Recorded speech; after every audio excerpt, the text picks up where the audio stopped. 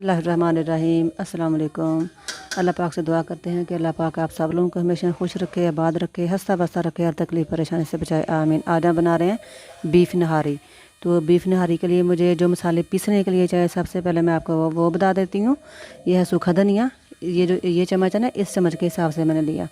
सूखा धनिया, ज़ीरा, सौंफ, काली मिर्च हाफ़ चम्मच। ये जो फूल होता है ना, जिसे हम बादियन का फूल बोलते हैं, ये उसके मैंने पीस कर लिए। ये दालचीनी के मैंने छोटे छोटे पीस कर लिए। लौंग 7 से 8 हैं। तेज़ पत्ते को मैंने तोड़ लिया। और ये जायफल, इसको हम तोड़ेंगे तो इसमें से इस तरह का निकलेगा, तो हमने ये वाला इस्तेमाल करना है, ठीक है। और ये है जवतरी, और ये छोटी इलायची है, और ये एक बड़ी इलायची है। छोटी इलायची और बड़ी इलायची, ये सारे मसाले जो हैं ये हम पीस लेंगे, ठीक है। तो दूसरी तरफ मेरे पास 1.5 किलो के करीब मेरे पास बीफ है। इसको हम साइड पे कर देते हैं। तो दूसरी तरफ मसाले कौन कौन से हैं हमारे पास? हल्दी है, ये कुटी हुई लाल मिर्च है, और ये जो होती है ना कश्मीरी लाल मिर्च, वो है, इसमें तेज़ी नहीं इतनी ज़्यादा होती, वो होगी। और ये सूंठ है, इसको मैंने पीस लिया। और ये नमक है। तो अभी ये देखें, दही है 1 छोटी कटोरी। अदरक को मैंने कूट लिया। लहसुन, इसको भी मैंने कूट लिया। मैंने ये लिया देसी लहसुन, ये फ्रीज़ हुआ था तो इसलिए इसका कलर थोड़ा सा चेंज हो गया। हमेशा घर में देसी लहसुन ही इस्तेमाल करें, इसके बहुत ज़्यादा फ़ायदे होते हैं। और ये लहसुन छीलने की वीडियो मैंने अपने चैनल पे अपलोड की हुई है, आप ज़रूर उसको देखें।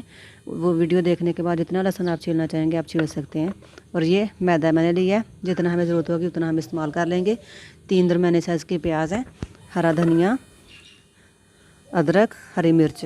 और दूसरी तरफ मैं आपको ये पिपली बताना भूल गई थी, ये 2 मेरे पास पिपली हैं। तो सबसे पहले ये जो पीसने वाले मसाले हैं इनको हम पीस लेते हैं, तो उसके बाद हम स्टार्ट करते हैं। इनको मैंने पीस लिया। अब मैं इसमें डाल देती हूँ ये जो दूसरे मसाले थे ना, नमक, सौंठ, कश्मीरी लाल मिर्च, टूटी हुई लाल मिर्च और हल्दी, ये मैंने डाल दी। घी हमारा हो गया गरम, और प्याज़ों की मैंने कटिंग कर ली है। अब मैं इसमें डाल देती हूँ प्याज। बिस्मिल्लाहिर्रहमानिर्रहीम, बिस्मिल्लाह। प्याज को हमने लाइट ब्राउन करना है। बिस्मिल्लाहिर्रहमानिर्रहीम। थोड़ा सा प्याज मैंने निकाल लिया है, ये देखें आपके सामने। तो जो बाकी का प्याज है ना, उसमें मैं डाल देती हूँ अभी गोश्त को। बिस्मिल्लाहिर्रहमानिर्रहीम, बिस्मिल्लाह।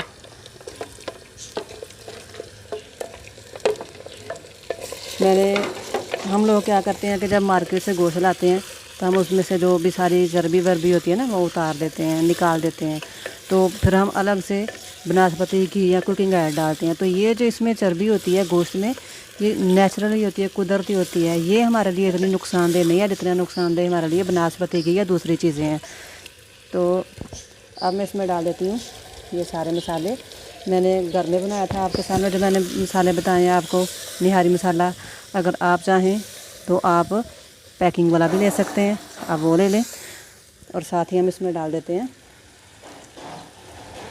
लहसुन और अदरक, और इनको 3 से 4 मिनट के लिए भून लेते हैं।